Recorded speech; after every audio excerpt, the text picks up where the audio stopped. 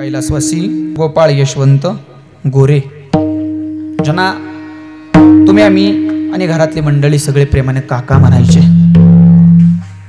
गेली 1 वर्ष झालं या संपूर्ण कुटुंबाला सोडून काकांचं जाणं झालं। या कुटुंबाचा आधार, या कुटुंबाचा बाप माणूस निघून गेला महाराज। ज्या दिवशी घरातला बाप माणूस जातो ना त्या दिवशी सारखा दुःखाचा डोंगर त्या घरावर कोणताच नाही महाराज। ज्या दिवशी घरातली माय जाते ना त्या दिवशी सारखं दुःख नाही, ज्या दिवशी घरातला बाप जातो त्या दिवशी सारखं दुःख नाही। आणि गेली 1 वर्ष झालं या घराचा करता पुरुष, या घराचा बाप या जगाला सोडून निघून गेला। आणि त्याच 1 वर्षापूर्तीचा सोहळा ज्याला पुण्यतिथी म्हटलं जातं आणि तो पुण्यतिथीचा भव्य दिव्य असा कार्यक्रम या संपूर्ण गोरे कुटुंबियांच्या माध्यमातून या ठिकाणी प्रयोजला गेला। काकांची असणारी मुलं आमच्या मनीषाताई असतील, अर्चनाताई असतील आणि विकासदादा नावाचा एक मुलगा, म्हणजे 2 मुली आणि 1 मुलगा असा सुंदर असा परिवार। आणि तद पद्धतीनं काकांच्या पश्चात असणाऱ्या त्यांच्या पत्नी यशोदा गोपाळ गोरे आणि संपूर्ण घराचा भार जणू काही आज त्या आईवर येऊन पोहोचला। 1 वर्ष झाली या घराचा बाप निघून गेला आणि त्याच 1 वर्षपूर्तीच्या सोहळ्यानिमित्त आयोजली गेलेली कीर्तन रूपी सुंदर असं भव्य दिव्य असं नियोजन आपल्या वडिलांच्या जाण्याच्या पश्चात हा गोडासा सोहळा या ठिकाणी गोरे कुटुंबियांच्या माध्यमातून आयोजला गेला। तद पद्धतीनं या ठिकाणी उपस्थित असणारे तुम्ही सगळे संत सज्जन मायबाप मंडळी, ज्यांची गोड शिष्टी माहिती आमच्या गोरे दादानी सांगितलं मागाशी महाराज, अख्खं कुटुंब अजूनही एक आहे आणि जवळजवळ 6 भाऊ आणि त्या 6 भावांपासून तयार झालेलं पुढचं कुटुंब आणि एका प्रेमाच्या नात्यात गुंडाळलेलं कुटुंब। आणि या कुटुंबाला सोडून या घराचा करता पुरुष निघून गेला। ज्यांनी या घराला प्रेम द्यावं, ज्यांनी या घराला आधार द्यावा, ज्यांनी या घराला उभारावं, ज्यांनी या घराला मोठं करावं, ज्यांनी या घराला एक संध ठेवावं, ती व्यक्ती ज्या दिवशी या घरातनं निघून गेली, काय दुःख असेल हो। ते दुःख सांगू नये महाराज, एवढं मोठं दुःख या घरावर कोसळलं।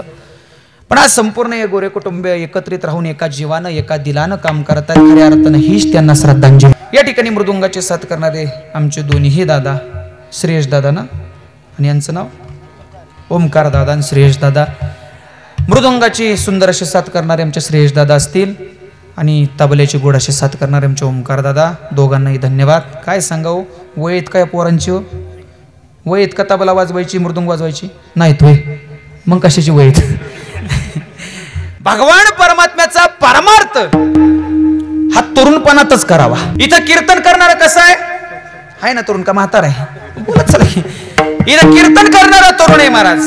गाणारे कसे येतो बोला की महिला मंडळ 1,500 जास्त झालं काय तुम्हाला? चला बोलत चला, गाणारे कसे आहेत? तरुण आहेत। कीर्तन करणारा तरुण आहेत, वाजवणारे तरुण आहेत, शूटिंग करणारे, तिकडे सिस्टीम लावणारे आणि ऐकणारे म्हातारे नाही महाराज, लक्ष देऊ नये का? ज्याचा कीर्तनात बसून पाठीचा कणा ताट आहे खऱ्या अर्थानं तो तरुण। वयानं तरुण असून उपयोग नाही हो। एखादा नुसता वयानं तरुण आहे, 25ला ऐन 25ला वयानं तरुण आहे, पण महाराज कधी कीर्तनाला जात नाही, कधी काकड्याला जात नाही, कधी हरिपाठाला जात नाही, कधी गळ्यात माळ नाही, कधी वारी नाही, कधी हातानं टाळी नाही, कधी गळ्यात माळ नाही महाराज। त्याच्या तरुणपणाचा उपयोग आहे का? नाही उपयोग महाराज। स्वराज्याचा संस्थापक छत्रपती शिवाजी राजा माझ्या तुकोबारांच्या कीर्तनात मध्ये बसून कीर्तन ऐकायचा, मध्ये बसून, म्हणून माझा छत्रपती शिवाजी राजा तरुण होता। ताकद साधी सोपी नाही महाराज, पण वयानं म्हातारे असले म्हणून बिघडत नाही, पण आम्ही परमार्थानं तरुण आहे ही ताकद आमची आहे। या ठिकाणी उपस्थित असणारे हार्मोनियमचे साथ करणारे आमचे पाडळे महाराज, मी पाडळीचा आणि त्यांचं नाव आडनाव पाडळे, योग खूप मोठा आहे बरं, असं परत सांगेन कीर्तन झाल्यावर। आमचे पाडळे दादा या ठिकाणी उपस्थित आहेत, त्यांना धन्यवाद। समोर बसलेली जीवाभावाची सुंदर अशी मंडळी, काकांवर तुमचं अत्यंत जिव्हाळपाडा असणारं प्रेम आणि त्या प्रेमाच्या दाखल तुम्ही या ठिकाणी गोड अशा संख्येनं उपस्थित राहिला, तुम्हाला सर्वांना धन्यवाद देतो, आनंद वाटावा। या ठिकाणी बाजूला असणारे दोन्ही चोपदार, माणसाला एक मिळत नाही पण आज 2 आहेत बरं का, आणि ते दोन्ही एक सेबडकर एक आहेत महाराज। चोपदार असावे तर परवा एका कीर्तनाला गेलो आणि कीर्तनाला गेल्यानंतर महाराज काय सांगावं, मी गाडीतनं उतरणार एवढ्या चोपदार माझ्या अंगावर आलं। चोपदार मला म्हटलं, महाराज घड्याळात बघा किती वाजलेत, 8:45ची वेळ झाली, कीर्तनाची वेळ झाली, तुम्ही आत्ता आलाय? कळतंय का तुम्हाला महाराज? चला लवकर कीर्तनाला. आणि गाडीचा दरवाजा उघडणार आणि चोपदाराला काय बोलणार एवढ्यात मी गाडीतनं उतरलो, चोपदाराकडे पाहिलं आणि मला असं दिसलं महाराज चोपदार होतं 120 किलोचा. आणि जसं 120 किलोचं चोपदार बघितलं महाराज माझ्या अंगावर काटा चला. म्हणलं चोपदाराला काय बोलावं तर लय मोठं मरण आहे गाड्या. चोपदाराला बोलून चालत? चोपदाराचा अधिकार मोठा आहे महाराज. दंड तो दाखवायला सुद्धा आहे आणि एखाद्या दिवशी पाडायला सुद्धा आहे. एखाद्यानं वारीत वटवट केली की चोपदार दंड घेऊनच अंगावर जाते, सुट्टीच नाही महाराज. मी म्हटलं गप बसण्यात महाराज आपला भलाय. कसं बस कीर्तनाला उभं राहिलो, माग चोपदार उभं राहिले 120 किलोचे चोपदार. मी कमी पण चोपदारच माझ्या अंगण जास्त दिसायचं. आता 100 किलोचं म्हणजे 120 किलोचं म्हणजे बारा काय का चोपदार. चोपदार माझ्या अंगण जास्त दिसायचं. आणि मी कीर्तन सांगता मला कीर्तनाच्या उत्तरार्धात छत्रपती शिवाजी राजांचं चरित्र सांगायची सवय बरं दादा. छत्रपती शिवाजी राजांचं चरित्र सांगता मी जोरात ओरडलो, अरे माझ्या छत्रपती शिवाजी राजानं अफजल खानाला फाडलं तसं 120 किलोचं चोपदार माझ्या अंगावर पडलं. असा माईक खाली, मी माईकवर आणि 120 किलोचं चोपदार बिचारा माझ्या अंगावर. आता चोपदाराला आली झोप महाराज. चोपदारानं गप बस. चोपदार मला तिथंच म्हणते महाराज दिवसभर उसाची दारी मोडतोय, दिवसभर उसाची दारी. मी म्हणलं चोपदार आधी माझ्या अंगावर उठा, माझ्या बरगड्या मोडल्या. तेवढ्या ते माईक वाला बिचारा पळत आलं. ते म्हणते महाराज तुमच्या बरगड्याचा जाऊ द्या, माझा माईक मोडला, त्याचा खड्याचा भाग सोडून द्या. वर मग लक्षात ठेवा चोपदार सुंदर ही दोन्ही. हे बाबा तर काय नाचता तो तरुण पोराला नाचणं शक्य होत नाही एवढं बाबा नाचतंय महाराज. काय सांगावं ताकद भगवान परमात्म्याचे. काय सांगू बाळ सगुण गुणाचं इतकं सुंदर नाचतात ना बाबा. वयाला मर्यादा नाही परमार्थात. लक्ष दोन्ही का? अरे संसारात वय वाढलं, संसारात किंमत कमी झाली. लक्ष दोन्ही का? संसारात वय वाढलं, संसारात माणसाची किंमत कमी झाली. पण परमार्थात माणसाचं वय वाढलं आणि परमार्थातली माणसाची किंमत वाढली. म्हणून समजा भगवान परमात्म्याची खूप मोठी ताकद आहे आणि या कुटुंबावर देवाचा खूप मोठा आशीर्वाद. जेणेकरून आज आपल्या वडिलांच्या पुण्यस्मरणाला यांनी कीर्तनाचा गोड असा कार्यक्रम ठेवावा. आज वर्षपूर्तीचा सोहळा आहे, वर्षपूर्तीचा दिवस आहे. 1 वर्ष झाली या घरातली व्यक्ती निघून गेली. जोपर्यंत व्यक्ती आहे ना महाराज तोपर्यंत आपल्याला कळत नाही ती व्यक्ती आपल्यासाठी काय ताकदीची आहे. पण ज्या दिवशी घरातली ती व्यक्ती निघून जाते ना महाराज, ती कुणीही असो, ज्या दिवशी घरातला बाप जातो, ज्या दिवशी घरातली माय जाते, ज्या दिवशी घरातली प्रेमाची व्यक्ती आजी जाऊ द्या आजोबा जाऊ द्या, ती व्यक्ती गेल्यावर आम्हाला कळतं त्या व्यक्तीचं आमच्यावर प्रेम किती होतं महाराज.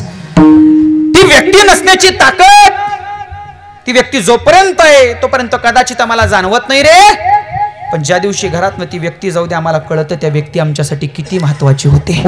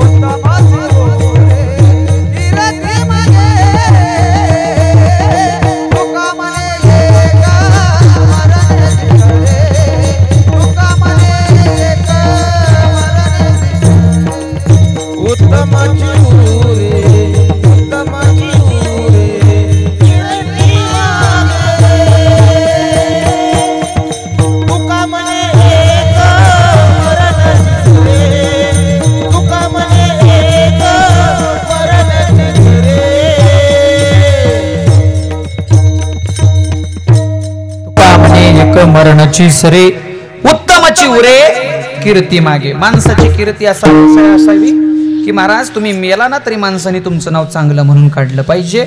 आणि जास्त काही नाव चांगलं काढायची गरज नाही महाराज. पण लक्ष देऊ नये का तुम्ही मेल्यावर तुमच्या पोराने निदान तुमचं वर्षश्राद्ध तरी घातलं पाहिजे. आपल्या वडिलांचं वर्षश्राद्ध आणि वर्षश्राद्धाला कीर्तन ठेवलं गेलं याच्यापेक्षा परमार्थ नाही महाराज.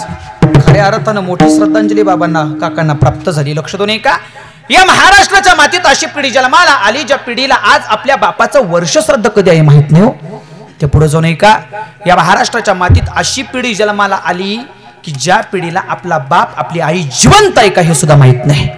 खरं आहे का खोटं? बोलत चला, खरं आहे का खोटं आहे? बोलायचं आपल्या कीर्तनात. लक्ष देऊन का आपल्या कीर्तनाचा नियम आहे, ज्या ज्या वेळी विठ्ठल नामाचा गजर होईल हातानं टाळी वाजवायची, मुखानं विठ्ठलाचं नामचिंतन करायचं. आणि बोलायचं म्हणजे काय बोलायचं, मी जे विचारेल ते बोलत चालायचं. उग इकडच्या तिकडच्या गप्पा मारायच्या. महिला मंडळ, पुरुष मंडळ उघड इकडच्या तिकडच्या गप्पा मारत बसायचं नाही. ज्याला गप्पा मारायचं तर सरळ कीर्तनात उठायचं, बाजूला जाऊन गप्पा मारायच्या. कीर्तनाचा नियम आहे महाराज. हा, कीर्तनाचा नियम आहे. कीर्तन सांग होय अंग हरिरूप. अंग हरिरूप झालं पाहिजे, भगवान परमात्मा आमच्यात संचारला पाहिजे. त्या पुढे जाऊन का जर कीर्तनात कुणी एखाद्याने विक्षेप आणला, भजन विक्षेप मरणची बरे. भजनाला विक्षेप देण्यापेक्षा मरण आलेलं पत्करलं महाराज. मरण चांगलं आहे विक्षेपापेक्षा. त्याच्यामुळे कीर्तनात कुणीही वायफळ बोलायचं म्हणजे एक विनंती पुन्हा पुन्हा आहे महाराज. आणि जर बोलला तर त्याचं पाप तुमच्या डोक्यावर. उद्या बोलायला येईल की नाही ह्याची गॅरंटी नाही. उद्या बोलायला येईल का ह्याची गॅरंटी. त्याच्यामुळे कीर्तनात जे मी सांगेल तेवढं, हातानं टाळी, मुखानं विठ्ठलाचं नाव. कारण देवाच्या नावात ताकद आहे. जळतील पापे जन्माची पाप जळण्याची ताकद देवाच्या नावात आहे. त्यामुळे हातानं टाळी, मुखानं भगवान परमात्म्याचं नाव. मला सांगा मी काय बोलतो याच्यात खोटं आहे का?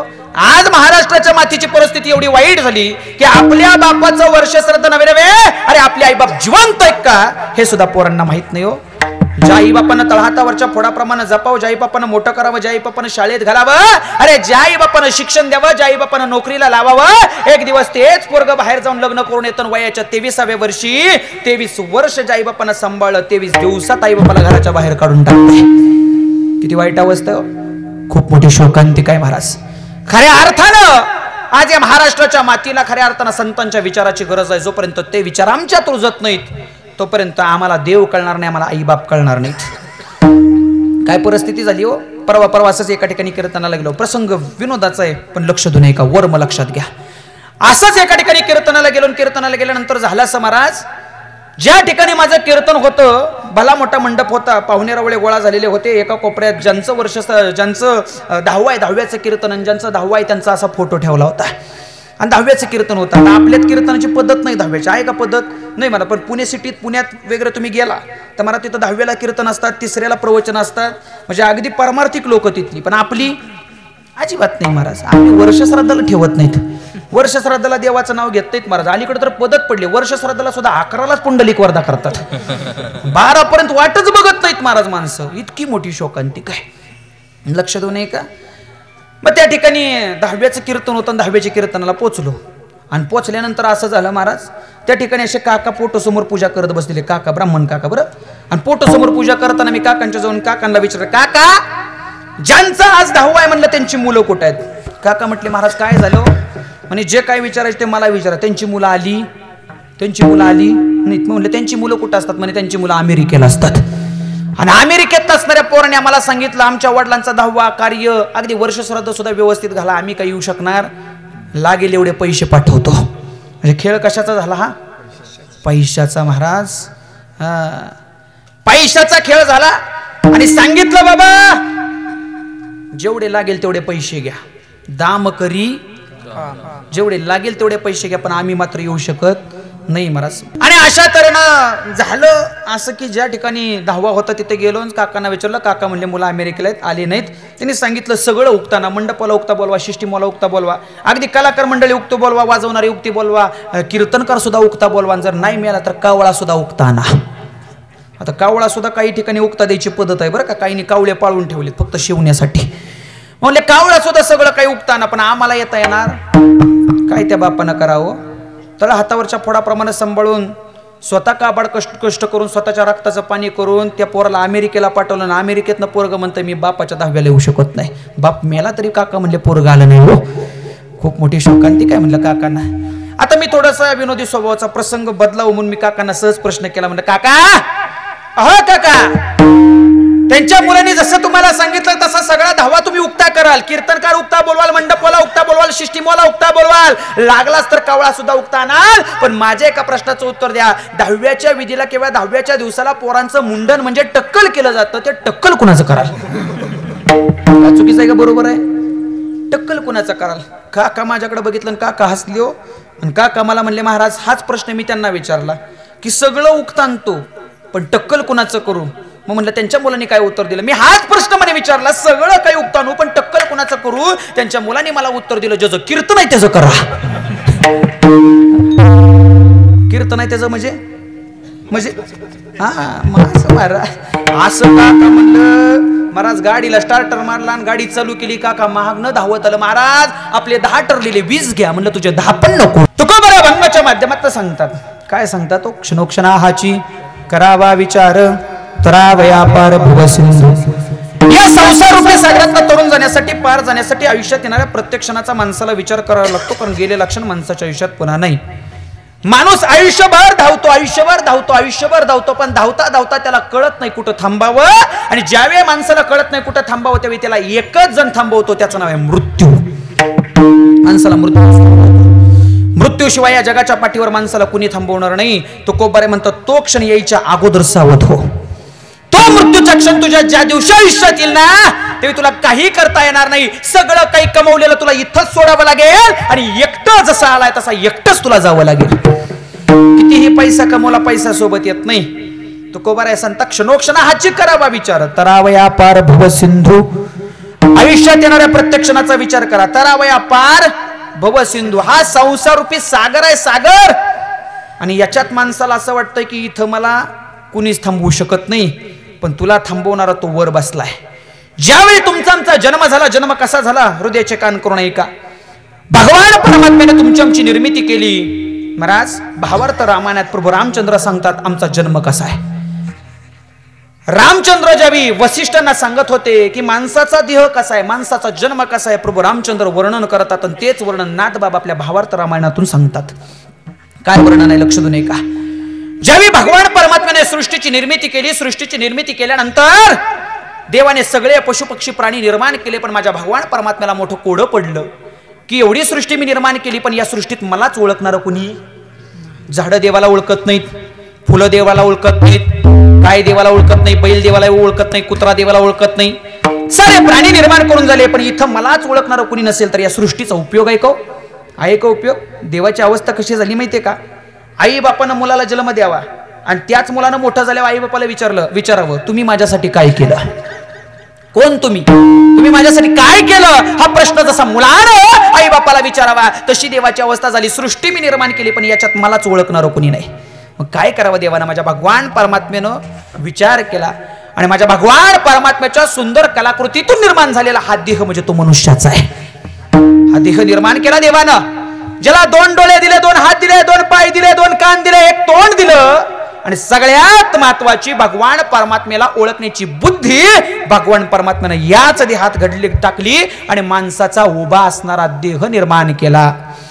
कसा आहे देह? दिले इंद्रिय हात पाय कान, दिले इंद्रिय हात पाय कान, डोळे मुख बोलाया वचन, डोळे मुख बोलाया वचन, जेणे तू जोडसी नारायण, जेणे तू जोडसी नारायण, हे नासे जीव पण बघू रे, दिले इंद्रिय हात पाय कान, दिले इंद्रिय हात पाय कान, नासे जीव दिले इंद्रिय हात पाय कान,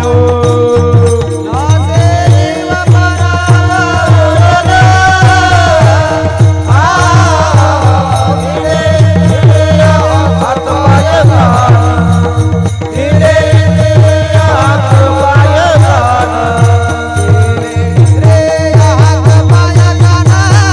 हरी बोल.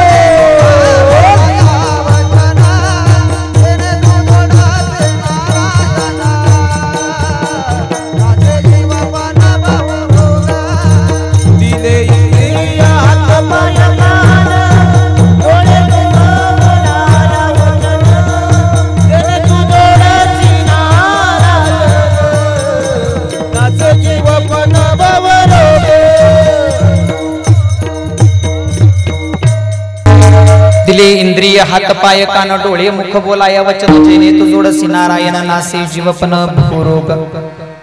ते भगवान परमात्म्याने 2 हात दिले, 2 पाय दिले, 2 डोळे दिले, बोलायला मुख दिलं, ऐकायला कान दिले.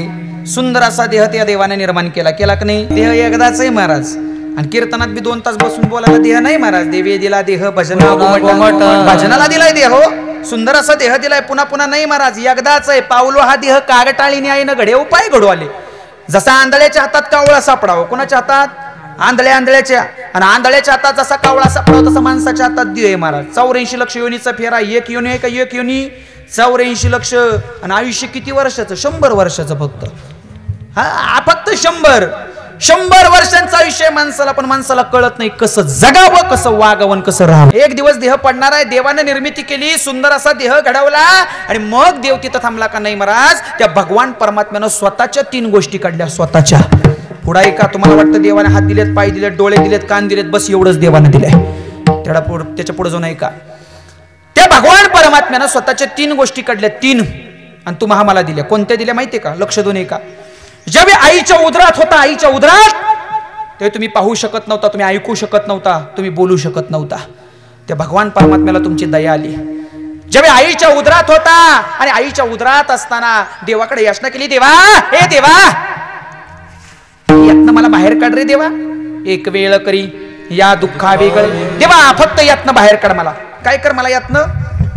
आईच्या उदरातनं मला बाहेर काढ. एवढ्या तो घाणीत त्या संपूर्ण आईच्या उदरात अडकलेला देह, माणसाचा गर्भ. आणि देवाला याचना केली. देवा फक्त यातनं बाहेर काढ. जर काढलं तर काय करशील? 8वीन पाय हा माझा नवस. 8वीन पाय हा माझा नवस. मी जर बाहेर पडलो तर मी तुला 8वीन द्यावा आणि तुझी भक्ती करीन, तुझं नामचिंतन करीन. कोण म्हणतोय? कोण म्हणतोय? गर्भात असणारा देह म्हणतोय. देह, छोटासा देह म्हणतोय देवाला. त्यावेळेला देवाची ओळख होती आजीबाई, पण आता राहिली का?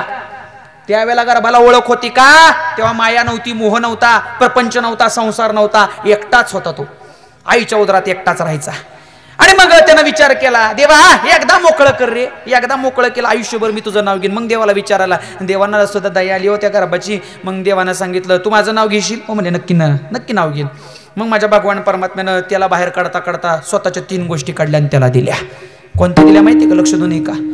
माझ्या भगवान परमात्म्यानं स्वतःच्या कानात असणारा नाद काढला, तुमच्या आमच्या कानात घातला. आज तो देव ऐकत नाही, पण तुम्ही आम्ही ऐकताय.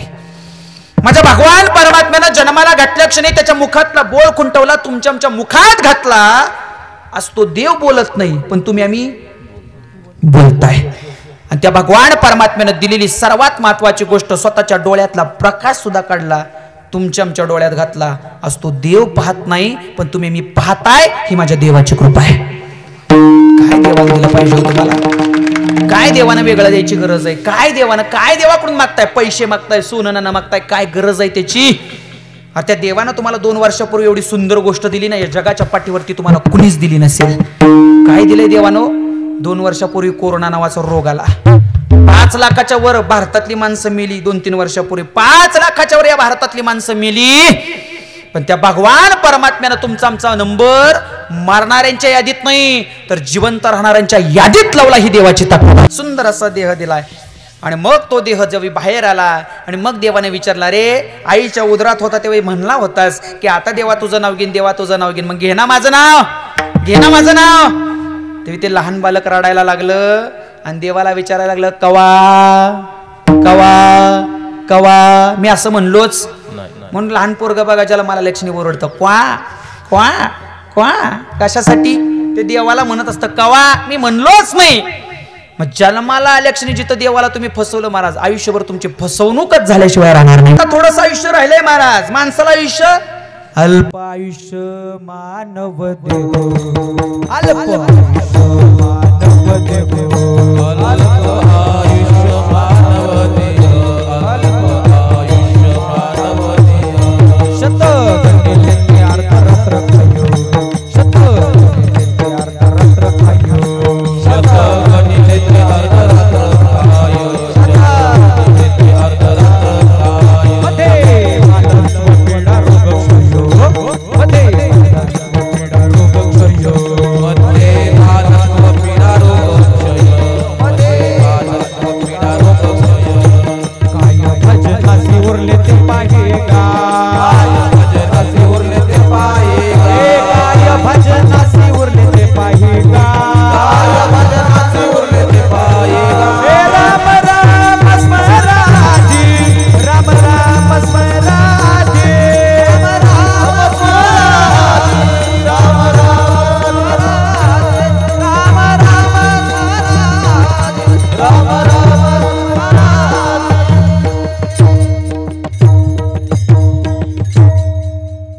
वर्ष आयुष्य आहे माणसाचं? पूर्वीच्या माणसांना 10 वर्ष 10,000 वर्ष आयुष्य होतं. 10,000 वर्ष.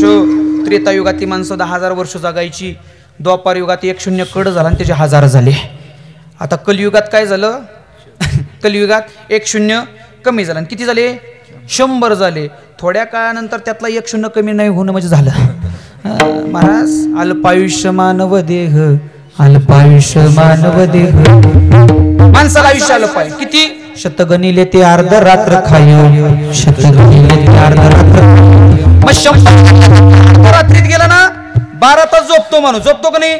12 तासाची माणसाची झोप महाराज, 12 तास माणूस झोपतो. अर्ध रात्र काय, अर्धे रात्रीत गेले. संध्याकाळी 6 ते दुसऱ्या दिवशी 6 गेले ना, अर्धे रात्रीतच गेले ना. अंशत गणिले ते अर्ध रात्र काय. मग अजून काय? मध्ये बालत्व पीडा रोग क्षय, रोगाला क्षयाला आणि माणसाचं आयुष्य त्यात बरबुटून गेलं. मग काय भजनाशी उरले ते पाहे गा. एवढी वर्ष सगळी जर याच्यावरच गेली तर आम्ही भजनाला काय मारत? आम्ही भजनाला एक सीमा ठरवतो. सीमा भजन कधी करायचं, माळ कधी घालायची? 60 नंतर. तवर घालायची, तवर वृत्ती का काय होतं माणसाला? महाराज, माणसाचं आयुष्य एकदाच आहे. मी पुन्हा पुन्हा सांगतो. 80 वर्षाचा बाबा झाला. 80 वर्षाचा बाबा, तोंडात दात राहिला नाही. बाबाला कळलं नाही, आता तरी माळ घालावी. शेवटी महाराज बाबाला सांगितलं, बाबा तोंडात दात राहिला नाही, आता तरी तुळशीची माळ घाला. आता तरी पायानं वारी चला. बाबा तोंडात दात राहिला नाही, तुम्हाला चावतंय का हो बाबा? त्या बाबानं माझ्याकडे पाहिलं. बाबा मला म्हणते, बुवा चावलं नाही म्हणून काय झालं? नुसतं गुलमुळून खायचं. गुलमुळून काय माणसाची अवस्था आहे हो. हा देह एकदा गेला ना, संपला महाराज. या देहाचा उपयोग नाही हो. आयुष्यभर जोपर्यंत याच्यात राम होता, आयुष्यभर हा चालायचा, बोलायचा, पाहायचा, बसायचा, ऐकायचा, तोपर्यंत माणसाने याच्या पाया पडावं, याला पुजावं, याला जेवू घालावं. पण एकदा निघून गेला की माणसं जवळ म्हटली, अरे आता यातनं राम गेला. कोण गेला? राम गेला. पण कधी कळलं? कधी कळलं? गेल्यावर कळलं राम होता म्हणून. पण जोपर्यंत होता तोपर्यंत कळलं का?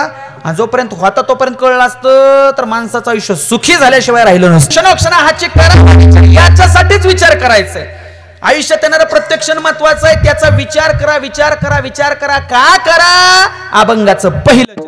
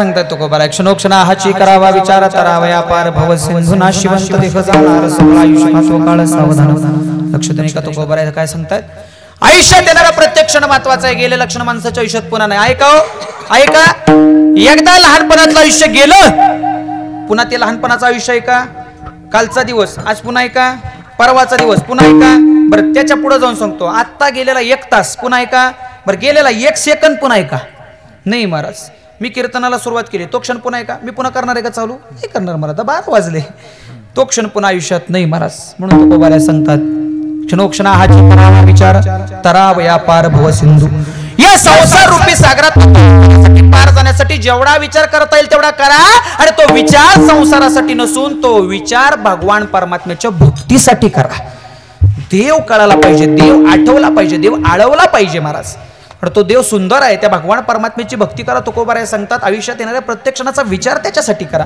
का तर नाशिवंत देह जाणार सकळ आयुष्य खातो काळ देह नाशिवंत आहे देह नाशिवंत आहे महाराज किती नाशिवंत आहे हा देह नाशिवंत मलमूत्राचा बाधा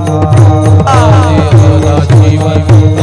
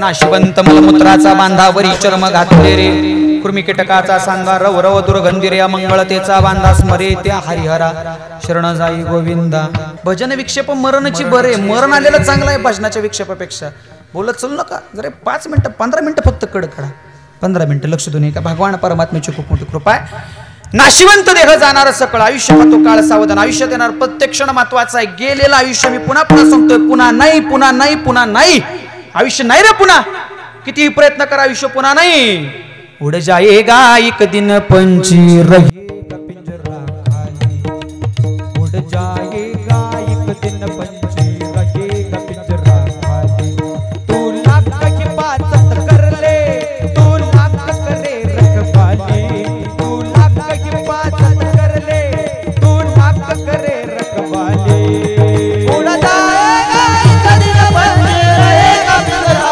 खाली उड़ जाएगा एक दिन पंची रहेगा पिंजरा खाली पिंजरा खाली पिंजरा खाली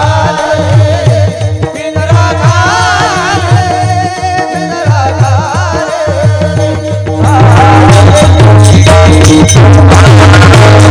जाएगा एक दिन पंछी रहेगा पिंजरा एकदा यातला आत्मा म्हणजे पंछी निघून गेला या पिंजऱ्याला पेटवलं जातंय महाराज या देहाचा वापर केला जात नाही यातला गाडी उडून पेटवून दिलं जातं महाराज पेटवणारे कोण असतात गावचे येतात का कोण असतात आपलेच असतात महाराज पण एकदा गेला की त्याला पेटवलं जातं जिंदगी एक किराए का घर है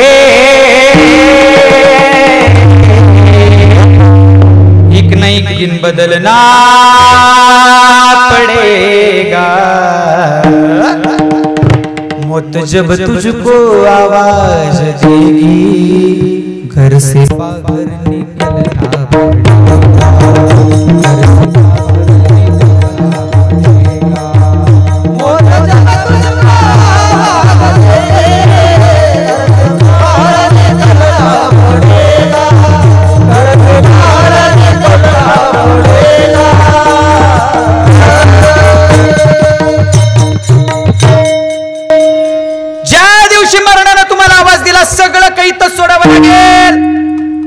कसलं बोलताय एकमेकाशी, कसलं जेवताय, कसलं हसताय, कसलं बैलाला पाणी पाचताय. ज्या दिवशी मरणदारात आलं ना मरण, ते मरण म्हणता गड्या संपलं तुझं चल.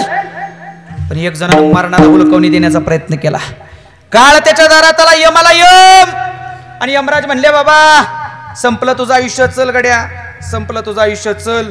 आणि चल म्हणल्यानंतर महाराज काळ त्याच्या दारात आला. आणि काळ दारात आल्यावर त्यानं काळाला विचारलं, म्हणे तुम्ही कोण?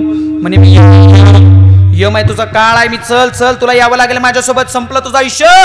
त्यानं यमराजाला विचारलं, यमराजा माझं आयुष्य संपलं तुम्हाला कसं कळलं? यमराजानं फाईलच काढली आणि यमराजानं दाखवलं, या फाईलमध्ये तुझा कागद वरच्या बाजूला असल्यामुळे तुझा मृत्यू आत्ता होणार आहे.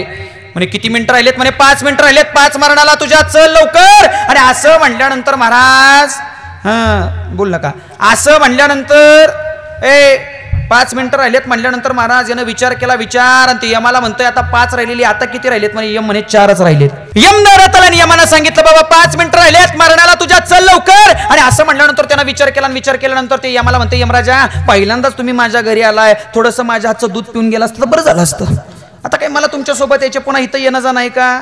येत आता कैचे येणे जाणे, आता येणं जाणं नाही, एकदा थोडंसं दूध पिऊन जा. यमराजा सुद्धा कंटाळलेला होतो. आज इथलं उचलायचं, उद्या तिथलं, आज मलवडीतलं, उद्या आंधळीतलं, परवा निडळ, तेरवा पुष्यसावळी, परत आमच्या गावातलं, दररोज उचला उचली यमाची चालूच आहे.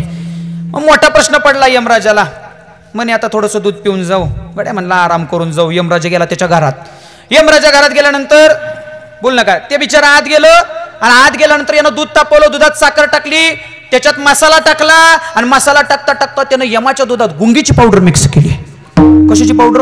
गुंगी यायची, गुंगी. यमात दुधात केली की गुंगीची पावडर मिक्स.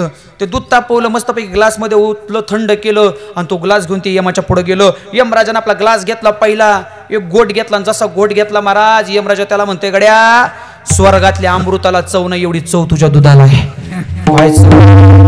दूध आहे. यमराजानं फटाफटा का दुधाचा ग्लास पिला. औषधाचा परिणाम झाला. यमराजा तिथंच झोपलं. आता विनोद म्हणून घ्या फक्त, तुम्ही करायला जाऊ नका. यमराजा तिथं झोपलं. आणि झोपल्यावर महाराज ह्या फकड्यानं काय केलं, महाराज यमराजाची फाईल घेतली, फाईल. आणि जिथं त्याचा कागद पहिल्या नंबरला होता तो यानं काढला आणि खालच्या बाजूला तळाला घातला, तळाला. आणि फाईल तशीच यमराजाच्या शेजारी ठेवली. यमराजा 10 मिनिटांनी उठलो. आणि उठल्यानंतर यमराजा म्हणते, गड्या वेळ थोडीशी पुढे गेली पण असू दे म्हणला, मी 15 मिनिटं लवकर आलेलो तुझ्या दारात. तुला म्हणलं 5 मिनिटं पण 15 मिनिटं आलेलो. मग म्हणे यमराजा झाली मस्तपैकी, हो म्हणे झोप झाली. पण काय सांगू रे, तुझ्या दुधाला चव स्वर्गातल्या अमृताला चव नाही एवढी. कधीच एवढी झोप लागली नव्हती, एवढी तुझ्या दुधानं झोप लागली. ती यमराजाला म्हणतोय, यमराजा खरंच? हो म्हणे खरंच. अरे याच्या बदल्यात आता मी तुला काहीतरी देऊ इच्छितो रे. कोण म्हणतंय? यमराजा म्हणला, यमराजा मी काहीतरी तुला देऊ इच्छितो, याच्या बदल्यात तुला काहीतरी घ्यावं लागेल माझ्याकडून. म्हणे काय देतंय यमराजा? यमराजा म्हणला की या फाईलमध्ये तुझा कागद वरच्या नंबरला होता, या फाईलमध्ये तुझा कागद वरच्या नंबरला होता, त्याच्यामुळे तुझा मृत्यू लवकर होणार होता.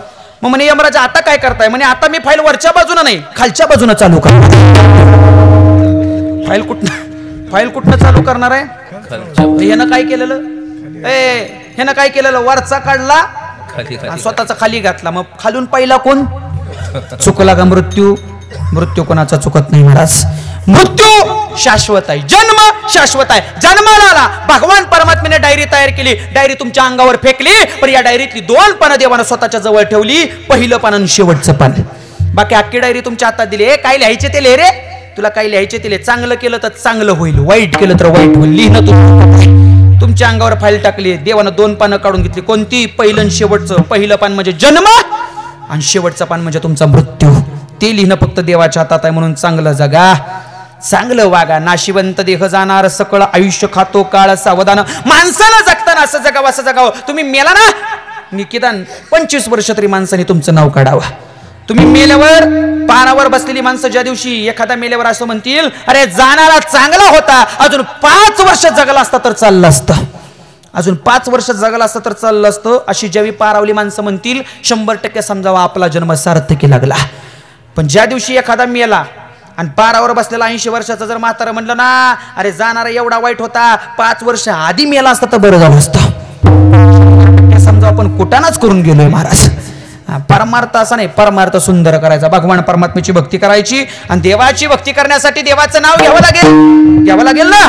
मग काय करावं लागेल? समोर बसलेली मंडळी, ज्याला ज्याला देवानं 2 हात दिले, 2 दिलेत का हात हात हात दिले चला वर करा हात आपली 2 हात वर करा हात चला आणि सर्वांनी काय सावलीत करा ना हात तुम्ही मंडपात नसता म्हणून कीर्तन ऐकता ना चला हात वर करा ओ माझ्यासाठी नका करू देवासाठी करा सर्वांनी हात वर करा हातानं टाळीन मुखानं देवाचं नाव घ्या विठोबा रखुमाई काय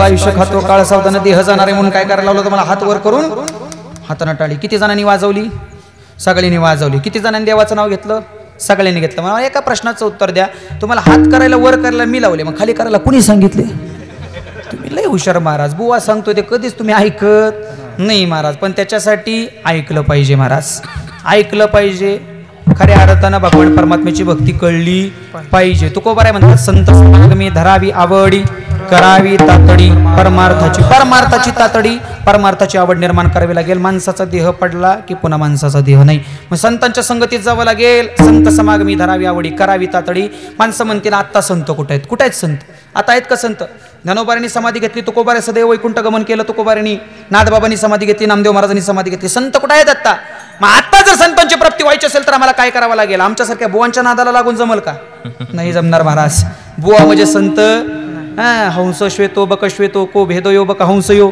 निरक्षर विवेक तो हंस हंसा बको बका हा हंस तो हंसन बगळा तो बगळाच हंस म्हणजे संत आहेत राजहंस आहेत संत माझे मग संत आता कुठे प्राप्त होतील अरे आनंदीत जा माऊलींच्या समाधी समोर बसा आणि कधीतरी ती ज्ञानेश्वरी हातात घ्या ज्ञानेश्वरीच्या फक्त 5 वाचा ज्ञानोबराय तुम्हाला प्राप्त झाल्याशिवाय राहणार नाहीत होत जा ज्या ठिकाणी तुकोबारायांचं मंदिर आहे त्या ठिकाणी बसा फक्त गाथा उघडा त्यातले 5 अभंग वाचा तुकोबाराय तुम्हाला प्राप्त झाल्याशिवाय राहणार हे संत आहेत महाराज ते संत काळ म्हणून तुकोबाराय सांगतात संत समागमी धरावी आवडी करावी तातडी परमार्थाची आवड निर्माण करावी लागेल संतांच्या संगतीत जावं लागेल आणि शेवटच्या चरणात जाऊन तुकोबाराय तुम्हाला सांगतात असे असणारे संत किंवा असा असणारा माणसाचा देह मग यातनं आम्हाला बाहेर पडायचंय पण आमच्या डोळ्यात धूर भरलाय कशाचा तुका म्हणे इह लोकीच्या व्यवहार नका डोळे धुरे भरून राहू डोळ्यात माणसाच्या काय भरलाय दूर संसाराचा धूर माझपणाचा अहंकाराचा द्वेषाचा षड्विकाराचा धूर जोपर्यंत डोळ्यातनं जात नाही तोपर्यंत परमार्थ दिसणार नाही गळ्यात माळ घालाविषयी वाटणार नाही पायानं वारी चालाविषयी वाटणार नाही पायानं वारी चला हातानं टाळी वाजवा आणि पंढरपूरला जा कुठं जायचं बोला चला कुठं जायचं संपलं कीर्तन आपलं कुठं जायचं जम्बू या द्वीपा माझी एक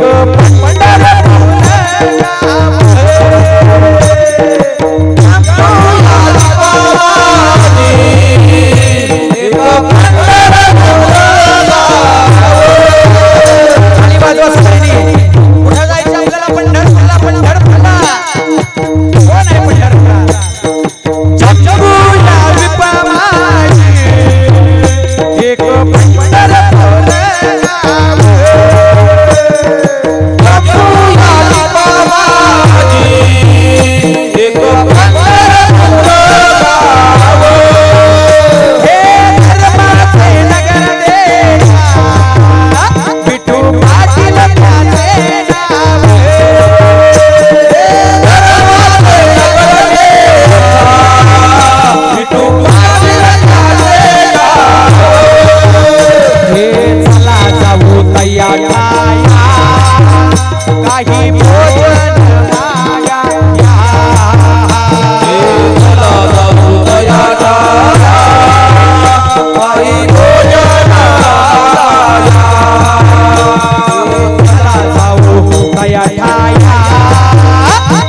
पायी भोजन मागाया चला जाऊ बया पायी भोजन हे विठोबाचा धर्म जागो त्याच चरणी लक्ष लागो विठोबाचा धर्म जागो त्याची चरणी लक्ष लागो विठोबाचा धर्म जागो त्याच चरणी लक्ष लागो विठोबाचा धर्म जागो त्याची चरणी लक्ष लागो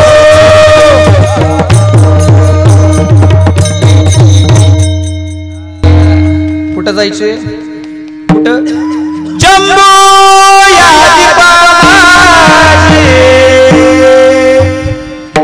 एक पंढरपूर गाव धर्माचे नगर देखा विठू पाटील त्याचे नाव तो विठू पाटील पंढरपूरचा तिथं बसलाय पंढरीत बसलाय पंढरीत आणि त्या पंढरपूरच्या विठू पाटलाच्या भेटीला आपल्याला जायचंय तो पाटील आपल्याला जन्म मरण्याच्या फेऱ्यातनं मुक्त केल्याशिवाय राहणार नाही आणि त्याच्या ठाई जायचे नाशिवंत देह जाणार सकळ आयुष्य खातो काळ काळ आयुष्य खातोय याच्यासाठी सावधवा सावधवा सावधवा एवढंच तुकोवर्णा भंगाच्या माध्यमातून सांगायचे विठ्ठला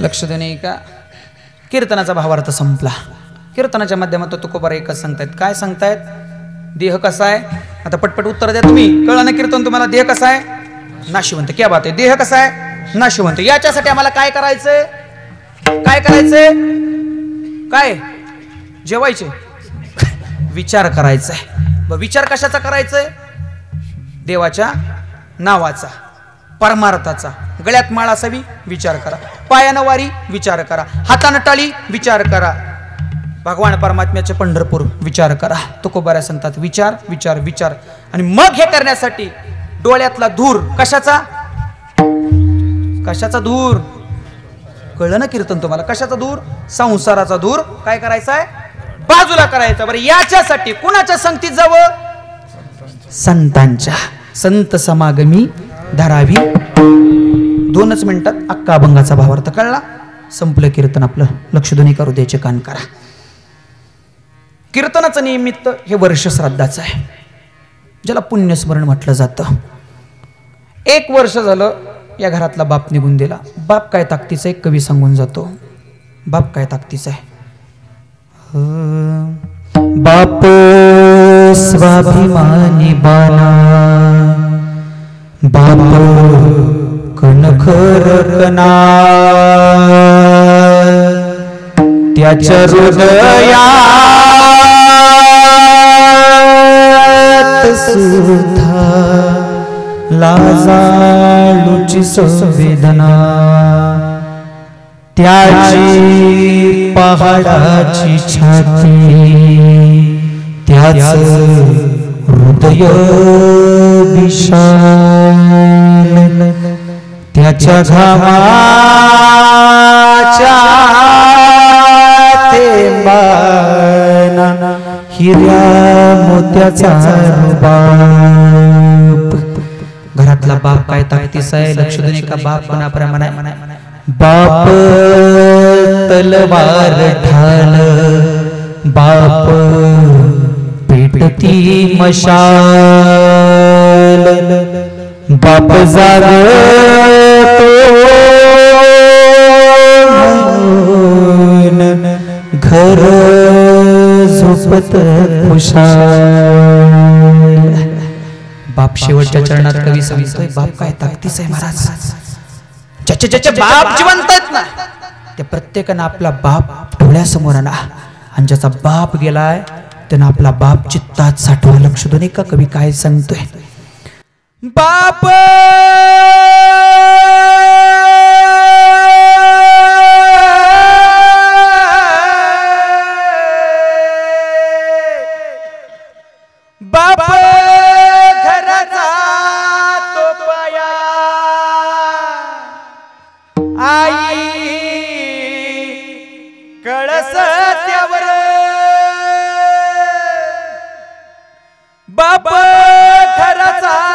पायाई कळस त्यावर जीवा खच तो न पाया तेव्हा ढासळ ते घर तेव्हा ढासळ ते घर तेव्हा ढासळ ते घर. जोपर्यंत या जगातला बाप जिवंत आहे ना महाराज तोपर्यंत तुम्हा आम्हाला किंमत आहे. ज्या दिवशी घरातला बाप निघून जाईल ना महाराज तुमच्या आमच्यावर प्रेम करणार कुणीच उरत नाही महाराज. ज्या दिवशी घरातली माई जाईल ना त्या दिवशी तुमच्या आमच्या घरातलं कुणीच उरत नाही तुमच्या आमच्यावर प्रेम करणारा. काय बापाची ताकद आहे महाराज. अरे कधीतरी तुमचा कष्ट झालेला बाप बघा. रणात काबाड कष्ट करणारा बाप जेव्हा तुम्हाला दिसेल ना तरी तुम्हाला त्या बापाच्या चेहऱ्याकडे पाहून त्या बापाच्या सुरुकुत्या दिसतील. कधी काही त्या बापाचा हात हातात घ्या. त्या बापाच्या हातावर काबाड कष्ट केल्यानं आलेले फोड तुम्हाला दिसतील. पण ते फोड फक्त तुम्हाला मोठं करण्यासाठी कधीच विसरू नका महाराज. आणि दुःख सहन केली त्या बापानं. दुसऱ्याच्या शेतावर कामाला गेला. समाजाची नको ती बोलणी त्या बापानं ऐकून घेतली. पण कधीही तुम्हाला घरात उपाशी पोटी झोपू दिलं नाही हो. कधी घरात काही खायला नसलं ना माझा बाप माझ्या माईच्या जवळ गेला. आईच्या जवळ गेलेला बापानं त्या समोर असणाऱ्या आपल्या पत्नीला विचारलं ग घरात काही खायला आहे का ग. त्या समोरच्या बायकोनं सांगावं जेवढं होतं ते मुलांना परतून घातलं. थोडंसंच उरलंय थोडंसंच उरलंय. समोरच्या त्या बापाला सांगावं अगं जे उरलंय ना ते तू खाऊन घे ग. मला आज भूक नाही. मला आज अजिबात भूक नाही. दिवसभर काबाड कष्ट केलेलं होतं बापानं. कळवळला होता बाप. दिवसभर झाडाची पानं माझ्या बापानं रानात खाल्ली होती हो. काय सांगावं असा भुकेनं व्याकुळ झालेला बाप आला. समजलं बापाला घरात काहीच खायला नाही. बापानं सांगावं जेवढं काय असेल ते शेवटचं तू खाऊन घे. मी बाहेरनं खाऊन आलोय मला अजिबात भूक नाही. बाप आतल्या खोलीत गेला आणि आतल्या खोलीत गेलेल्या बापानं चरवी भरून पाणी घेतलं. बाप मांडी घालून खाली बसला. गुळाचा खडा घरात शोधला पण बापाला गुळाचा खडा सापडला नाही.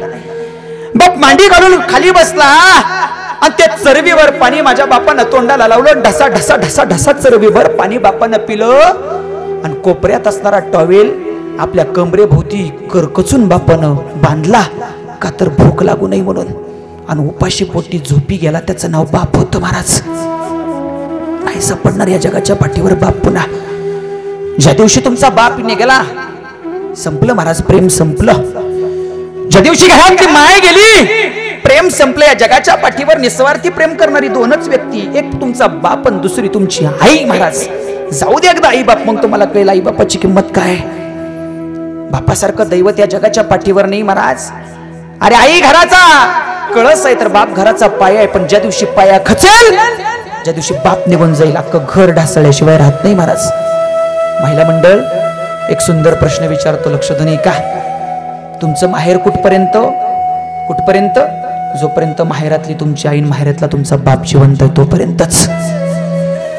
ज्या दिवशी माहेरातली आई गेली ज्या दिवशी माहेरातला तुमचा बाप गेला ना महाराज.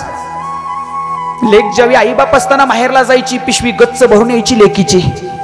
जाता जाता पिशवी भरावी म्हणून आई कोपऱ्यात ते 4 कांदे लेकीच्या पिशवीत टाकायची सांगायची. अगं जाग जात आई तुझ्या संसाराला होतील घेऊन जा. कांदे देण्याची गोष्ट आहे का. पण आई ते सुद्धा द्यायची. पण ज्या दिवशी घरातली आई निघून गेली ना ज्या दिवशी घरातला बाप निघून गेला महाराज जी पिशवी माहेरच्या लेकीची भरून येत होती ती आता पिशवी मोकळी यायला लागली. याला कारण माझे आई बाप निघून गेलेत. लेकीचं लग्न जवळ आलं होतं. लेकीचं लग्न ओसरीवर बसलेला बाप पाहुण्यांची वाट पाहत होता. पाहुणे कधी येतील कधी येतील. पाहुणे आले. मुलाला मुलगी पसंत पडली. मुलीला मुलगा पसंत पडला. ठरवाठरवीची बोलणी चालू झाली. 10 लाख रुपयाचा हुंडा मागितला. 10 लाख. बाप सांगतोय मी गरीब आहे हो. फटकं धोतर बापाच्या अंगावर आहे. फटका सदर आहे. बापानं टावेल पुढे केला. मी गरीब आहे माफ करा मला मी एवढा हुंडा नाही देऊ शकत. पाहुण्यांनी सांगितलं नाही हुंडा देऊ शकत. मोडलं लग्न म्हणून समजा. बापाच्या डोळ्यातनं खळकण पाणी आलं. आपल्या फटक्या टोळ्यांना डोळे पुसत पुसत बापा आतल्या खोलीत गेला. लेकीला विचारलं, ताई ए ताई सांग ना ग, तुला तो मुलगा पसंत आहे का?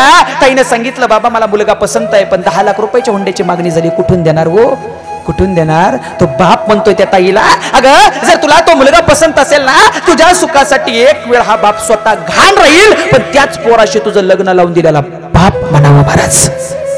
तो बाप ताकदीचा आहे. लेकीचं लग्न झालं, भला मोठा मंडप घातला, पण दिवसभर ज्याला पाहुण्यांची चौकशी करता करता स्वतःच्या पोटाची जाणीव नव्हती, त्याचं नाव बाप होता. दिवसभर फटक्या कपड्यानिशी साऱ्या मंडपात जो फिरत होता, त्याचं नाव बाप होतं. आणि काय सांगावं महाराज, लेक जायला निघाली, बापाच्या जवळ आली, बापाच्या गळ्यात पडली, ढसा ढसा ढसा ढसा. लेक रडली, माझा बाप निघालाय, मी आजपासून बापापासून दूर होणार आहे. लेक रडली, हो लेक रडली, पण बापाच्या डोळ्यातनं पाणी आलं नाही. लेकीला वाटलं काय माझा बाप दगडाच्या काळीचाच आहे, मी रडले पण माझा बाप रडला नाही. लेक गाडीत येऊन बसली, आणि लेक गाडीत बसल्यावर त्याच मंडपाचा एक खांब धरून जो ढसा ढसा रडत होता, त्याचं नाव बाप होतं महाराज. नाही लेकी समोर रडला, बाप नाही रडला. एक जण जवळ आला, रामभाव. लेक निघाली, रामभाव लेकीला निरोप द्या. लेक निघाली गाडीत ना, बाप गाडीच्या जवळ आला, पण आज मात्र बाप लेकीच्या जवळ गेला नाही. बाप जावयाच्या जवळ आला, आणि जावयाच्या बाजूच्या खिडकीतनं जाऊन बापानं जावयाच्या कानात सांगितलं, जावई बापू खूप कष्टानं सांभाळले हो, कधी पायात खडा टोचून दिला नाही तिच्या. जावयाचा हात बापानं असा हातात घेतला, सांगितलं, जावई बापू कधी चुकली, कधी कुठे कमी पडली तर मला फोन करून मला 4 शिव्या द्या, पण माझ्या लेकीला काहीच बोलू नका, त्याला नाव बाप आहे महाराज. तो बाप काय ताकदीचा असेल, पण ज्या दिवशी गेला ना, संपलं आयुष्य आपलं महाराज. अरे आपल्याला मोठं करण्यासाठी आणि आपल्या शरीरात रक्त भरण्यासाठी त्या बापानं स्वतःच्या रक्ताचं पाणी केलं, हे कधी विसरू नका. त्या आईनं खूप सारं कष्ट आपल्यासाठी भोगलं, हे कधीच विसरू नका. आणि एकच सांगेन, सूर्य पुन्हा दिसेल, चंद्र पुन्हा दिसेल, पण या जगात एकदा तुमचे मायबाप निघून गेलेत ना, ते पुन्हा मायबाप आपल्याला भेटणार नाहीत. कारण मायबाप म्हणजेच देव आहे, मायबाप म्हणजेच पंढरपूरचा विठोबा आहे. बाप या जगात फक्त हात लावा फुलाला, हातच लावायचं ना, वाहू द्या, ठीक आहे. फुलं पाय धुळ येतील, इथं ठेवलं तर बरेल, परत येऊन वाहतील फुलं सगळे. जागेवर टाकली की पुढे पाय धुळ येतील सगळ्यांच्या, फक्त हात लावू द्या. इथं पुढं ठेवा समोर, पाया पडायला आल्यानंतर सगळे फुलं वाहतील. घरातली मंडळी फक्त हातात फुलं घेऊन फोटोच्या समोर या. चला लावा, फक्त हात लावा. ती श्रद्धांजलीची फुलं आहेत, कोणाच्या पायाखाली येऊ नये एवढीच माफ अपेक्षा. स्वर द्या, स्वर द्या. संपूर्ण कीर्तन महाराज मी सांगितलं एकच, बाप जपा, बाप जपा, बाप जपा. ज्याची माय गेली त्यानं पंढरपूरला जाण, पंढरपूरच्या रुक्मिणी मातेला स्वतःची माय म्हणा. जसा बाप गेला त्यानं पंढरपूरच्या विठोबाला स्वतःचा बाप म्हणा. जगात कुठेही जायची गरज नाही, काशी करायची गरज नाही, तीर्थयात्रेला जायची गरज नाही, प्रयागराजला जायची गरज नाही, कारण तुमचे माय बापच तुमची काशी आहे. माय बाप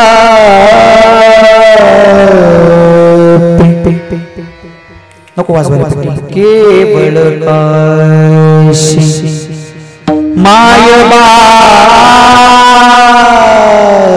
केवळ काशी. तेने न जावे तीर्थासी, तेने न जावे तीर्थासी, तीर्थासी. पुंडलिके काय केले, पुंडलिके काय केले, काय केले. माय बापच काशी, माय बापच पंढरपूर आहे. पुंडलिकानं सुद्धा मायबापालाच देव मानलं, मायबापाची सेवा केली. म्हणून एकच सांगेन, म्हातारपणे आपल्या आईबापावर वृद्धाश्रमाची जाण्याची वेळ येऊ नये, एवढी एकच गोष्ट करा. म्हाताऱ्या आई बापाला काही लागत नाही, कुत्र्यासारखी भाकरी त्यांच्या समोर समोर फेका, पण दररोज उठल्यावर 2 शब्द फक्त मायबापाशी प्रेमानं बोला. आयुष्याचा उद्धार तुमच्या झाल्याशिवाय राहणार नाही. ज्ञानेश्वर माऊली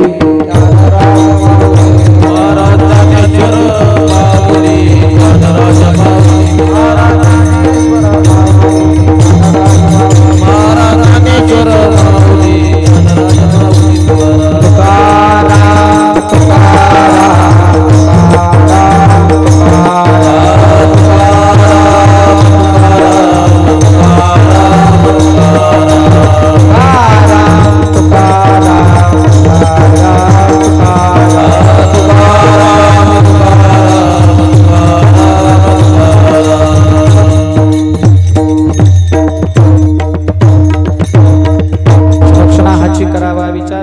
अपार भाव सिंधू नाशिवंत देह जाणार सकळ आयुष्य खातो काळ सावधान संत समागमी धरावी आवडी करावी तातडी परमार्थाची तुका मनी इहलोकीच्या व्यवहारी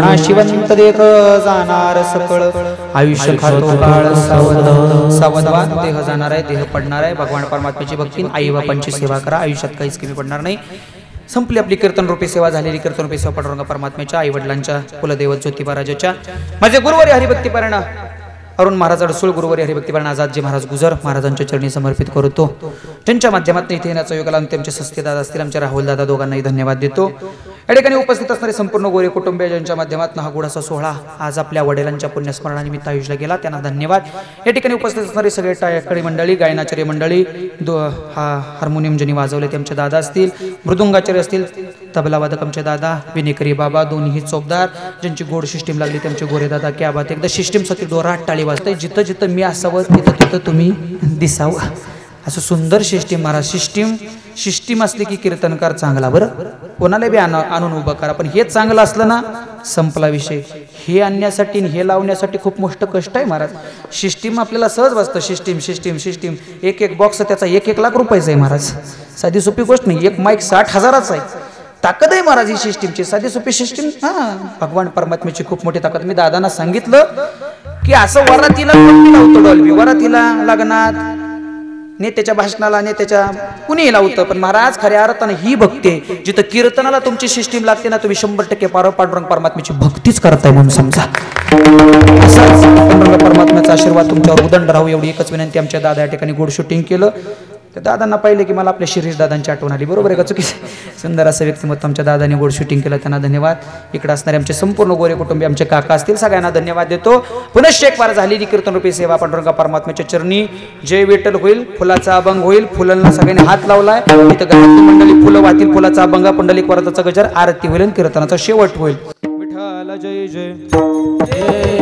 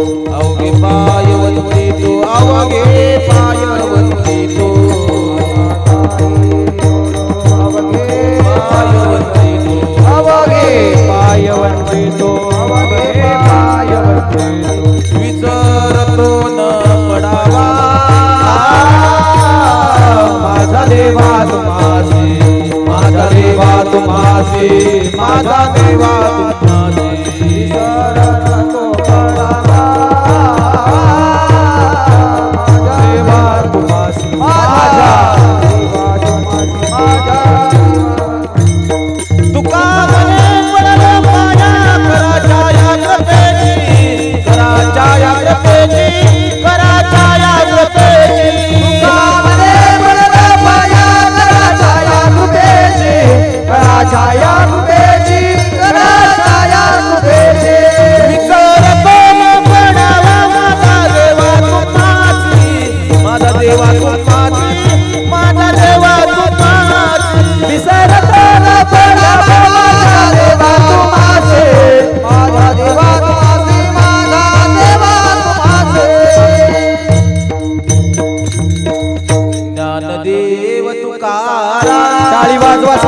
देव तुकाराम देव तुकाराम ज्ञानदेव तुकाराम ज्ञानदेव तुकाराम ज्ञानदेव तुकाराम देव तुकाराम ज्ञानदेव तुकाराम ज्ञानदेव तुकाराम ज्ञानदेव तुकाराम ज्ञानदेव तुकाराम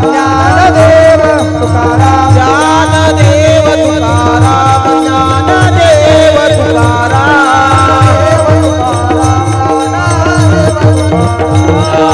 ज्ञानदेव तुकाराम ज्ञानदेव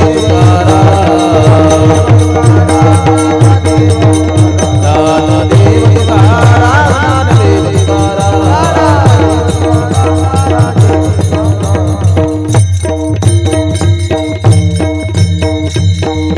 पुंडलिकावरती हरिविठ्ठल श्री ज्ञानदेव पंढरीनाथ भगवान फुलवा माऊली ज्ञानेश्वर महाराज जगद्गुरु संत तुकाराम महाराज हरे हरे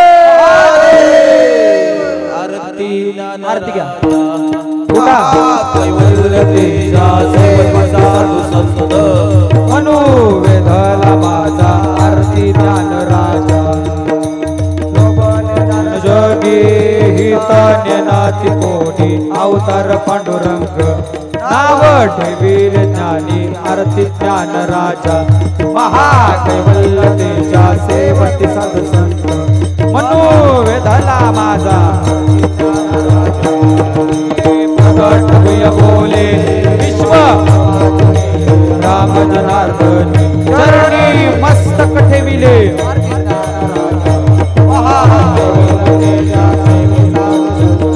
मनोवेधाला माझा आरती ज्ञान राजा हे आरती तुकारामा स्वामी सद्गुरुधामा सच्चिदानंद मूर्ती पाय दाखवी आम्हा स्वामी पाय दाखवी आम्हा राखबे सागरातो पाशान तारले तैसे तुकोबाचे तुझी अभंग रचले आरती तुकारामा स्वामी सद्गुरुधामा सच्चिदानंद मूर्ती पाय दाखवी आम्हा तुकिता तुलनेसी ब्रह्मा तुकासी आले म्हणून रामेश्वरी चरणी मस्तक ठेविले आरती तुकारामा स्वामी सद्गुरुधामा सच्चिदानंद मूर्ती पाय घालीन लटांकन कर्ण डोळ्यान पाहिल रूप तुझे प्रेमे आलिंगन आनंद पूजन भावे ओवाळीन मने नमा विठ्ठल रुक्माय विठोबा रुक्माय विठ्ठल रुक्माय मागणे ते तुझ प्रति आहे ते श्री पाय या संतांची विची मते या जगते काय मागे आता तुका मने आता उदार तू होई मज ठेवी पायी संताची या संतासी निर्वी हेची मज देई आणि तुझे काय न मागेता ज्ञानदेव तुका